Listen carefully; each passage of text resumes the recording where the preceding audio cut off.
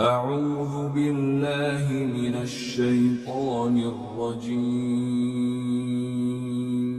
بسم اللہ الرحمن الرحیم سورۃ الانعام آیت نمبر 131۔ ذلك أن لم يكن ربك مهلك القرى بظلم وأهلها غافلون۔ ترجمہ: یہ پیغمبر بھیجنے کا سارا سلسلہ اس لیے تھا کہ تمہارے پروردگار کو یہ گوارا نہیں تھا کہ وہ بستیوں کو کسی زیادتی کی وجہ سے اس حالت میں ہلاک کر دے کہ اس کے لوگ بے خبر ہوں۔ تفسیر: اس کا مطلب یہ بھی ہو سکتا ہے کہ ان بستی والوں کو کسی زیادتی کی وجہ سے ان کو ہلاک کرنا اللہ تعالیٰ کو اس وقت تک گوارا نہیں تھا جب تک انہیں انبیاء کرام کے ذریعے متوجہ نہ کر دیا جائے، اور یہ مطلب بھی ہو سکتا ہے کہ اللہ تعالیٰ خود یہ زیادتی نہیں کر سکتا تھا کہ پہلے سے متوجہ کیے بغیر لوگوں کو ہلاک کر دے۔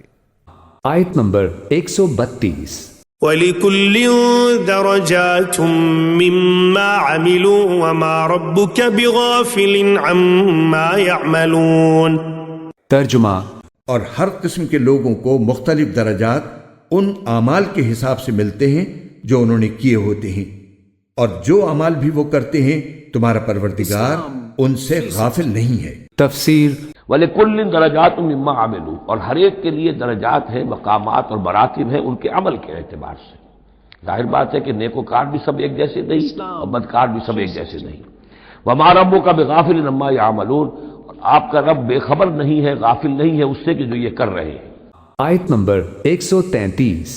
وَرَبُّكَ الْغَنِيُّ ذُو الرَّحْمَةِ إِن يَشَأْ يُذْهِبْكُمْ وَيَسْتَخْلِفْ مِن بَعْدِكُم مَّا يَشَاءُ كَمَا أَنشَأَكُم مِّن ذُرِّيَّةِ قَوْمٍ آخَرِينَ۔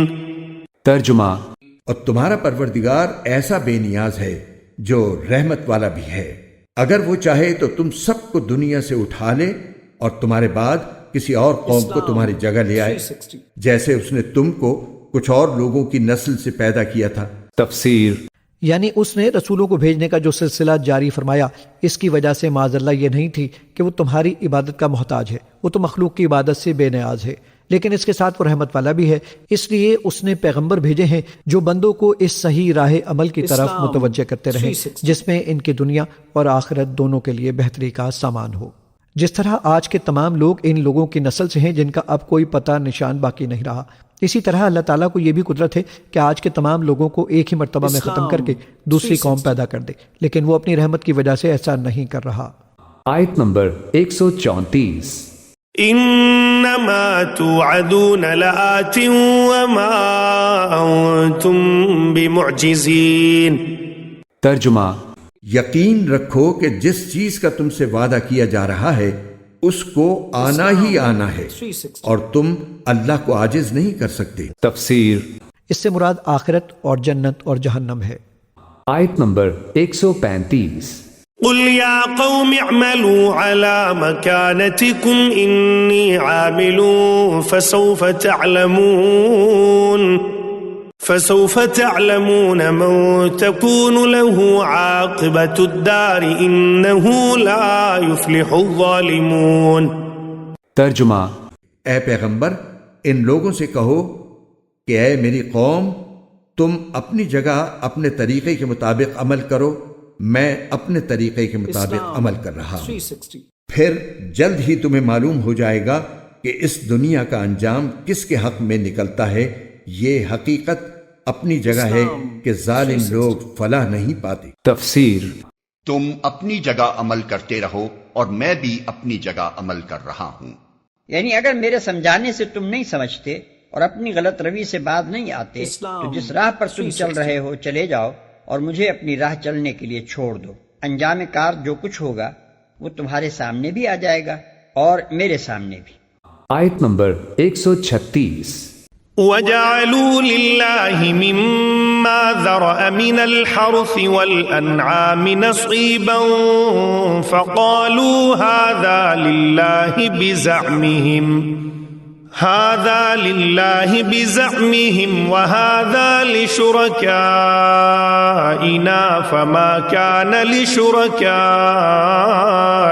فلا يصل إلى الله وما كان لله فهو يصل إلى شركائهم ساء ما يحكمون۔ ترجمہ۔ اور اللہ نے جو کھیتیاں اور چوپائے پیدا کیے ہیں ان لوگوں نے ان میں سے اللہ کا بس ایک حصہ مقرر کیا ہے، چنانچہ بذام خود یوں کہتے ہیں کہ یہ حصہ تو اللہ کا ہے اور یہ ہمارے ان معبودوں کا ہے جن کو ہم خدائی میں اللہ کا شریک مانتے ہیں۔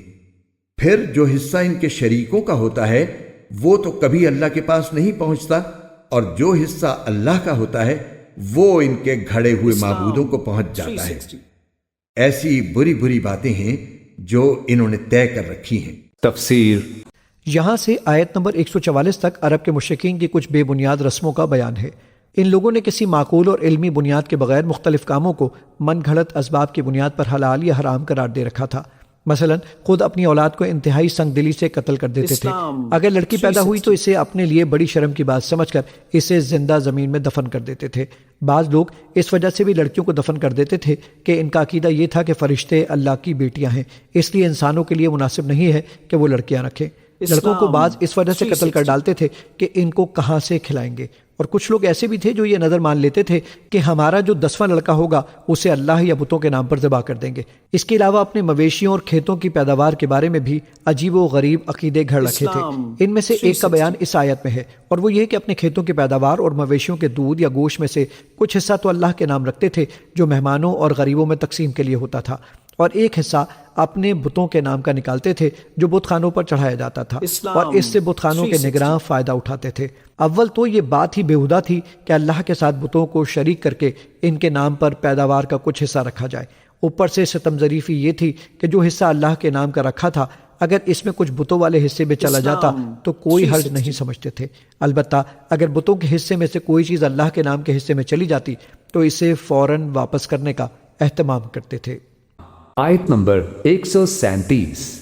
وَكَذَلِكَ زَيَّنَ لِكَثِيرٍ مِّنَ الْمُشْرِكِينَ قَتْلَ أَوْلَادِهِمْ شُرَكَاؤُهُمْ لِيُرْدُوهُمْ وَلِيَلْبِسُوا عَلَيْهِمْ دِينَهُمْ وَلَوْ شَاءَ اللَّهُ مَا فَعَلُوهُ فَذَرْهُمْ وَمَا يَفْتَرُونَ۔ ترجمہ۔ اور اسی طرح بہت سے مشرکین کو ان کے شریکوں نے یہ سجھا رکھا ہے کہ اپنی اولاد کو قتل کرنا بڑا اچھا کام ہے، تاکہ وہ ان مشرکین کو بالکل تباہ کر ڈالیں اور ان کے لیے ان کے دین کے معاملے میں مغالطے پیدا کر دیں، اور اگر اللہ چاہتا تو وہ ایسا نہ کر سکتے، لہٰذا ان کو اپنی افترا پردازیوں میں پڑا رہنے دو۔ تفسیر۔ ان کے شریکوں نے اپنی اولاد کے قتل کو خوشنما بنا دیا ہے۔ اس آیت میں شریک سے مراد وہ انسان اور شیطان ہیں جنہوں نے قتل اولاد کو ان لوگوں کی نگاہ میں ایک جائز اور پسندیدہ فعل بنا دیا تھا۔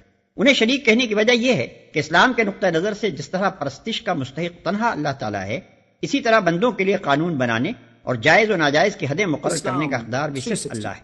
لہذا جس طرح کسی دوسرے کے آگے پرستش کے افعال میں سے کوئی فعل کرنا اسے خدا کا شریک بنانے کا ہم مانی ہے، اسی طرح کسی کے خود ساختہ قانون کو برحق سمجھتے ہوئے اس کی پابندی کرنا اور اس کے مقرر کیے ہوئے حدود کو واجب الاطاعت ماننا بھی اسے خدائی میں اللہ کا شریک قرار دینے کا ہم مانی ہے۔ قتل اولاد کی 3 صورتیں اہل عرب میں رائج تھیں، اور قرآن میں ان تینوں کی طرف اشارہ کیا گیا ہے۔ 1 لڑکیوں کا قتل، اس خیال سے کہ کوئی ان کا داماد نہ بنے۔ 2 بچوں کا قتل، اس خیال سے کہ ان کی پرورش کا بار نہ اٹھایا جا سکے گا اور ذرائع معاش کی کمی کے سبب سے وہ ناقابل برداشت بوجھ بن جائیں گے۔ 3 بچوں کو اپنے معبودوں کی خوشنودی کے لیے بھیٹ چڑھانا تاکہ ان کو ہلاکت میں مبتلا کریں۔ یہ ہلاکت کا لفظ نہایت معنی خیز ہے۔ اس سے مراد اخلاقی ہلاکت بھی ہے کہ جو انسان سنگدلی اور شقاوت کی حد کو پہنچ جائے کہ اپنی اولاد کو اپنے ہاتھ سے قتل کرنے لگے، اور اس سے مراد انجامی ہلاکت بھی ہے کہ جو شخص معصوم بچوں پر یہ ظلم کرتا ہے وہ اپنے آپ کو خدا کے شدید عذاب کا مستحق بناتا ہے اور ان پر ان کے دین کو مشتبہ بنا دیں۔ زمانہ جاہلیت کے عرب اپنے آپ کو حضرت ابراہیم علیہ السلام و اسماعیل علیہ السلام کا پیرو کہتے اور سمجھتے تھے، اور اس بنا پر ان کا خیال یہ تھا کہ جس مذہب کا وہ اتباع کر رہے ہیں وہ خدا کا پسندیدہ مذہب ہی ہے۔ لیکن جو دین ان لوگوں نے حضرت ابراہیم و اسماعیل علیہ السلام سے سیکھا تھا اس کے اندر بعد کی صدیوں میں طرح طرح کے عقائد اور اعمال اور رسوم کا اضافہ کرتے چلے گئے، جنہیں آنے والی نسلوں نے اصل مذہب کا جز سمجھا اور عقیدت بندی کے ساتھ ان کی پیروی کی، چونکہ روایات میں یا تاریخ میں یا کسی کتاب میں ایسا کوئی ریکارڈ محفوظ نہ تھا جس سے معلوم ہوتا کہ اصل مذہب کیا تھا اور بعد میں کیا چیزیں کس زمانے میں کس نے کس طرح اضافہ کی۔ اس وجہ سے اہل عرب کے لیے ان کا پورا دین مشتبہ ہو کر رہ گیا تھا۔ لہٰذا انہیں چھوڑ دو کہ اپنی افترا پردازیوں میں لگے رہیں۔ یعنی اگر اللہ چاہتا کہ وہ ایسا نہ کریں تو وہ کبھی نہ کر سکتے تھے، لیکن چونکہ اللہ کی مشیت یہی تھی کہ جو شخص جس راہ پر جانا چاہتا ہے اسے جانے کا موقع دیا جائے، اسی لیے یہ سب کچھ ہوا۔ بس اگر یہ لوگ تمہارے سمجھانے سے نہیں مانتے اور ان افترا پردادیوں ہی پر انہیں اصرار ہے تو جو کچھ یہ کرنا چاہتے ہیں کرنے دو، ان کے پیچھے پڑنے کی کوئی ضرورت نہیں۔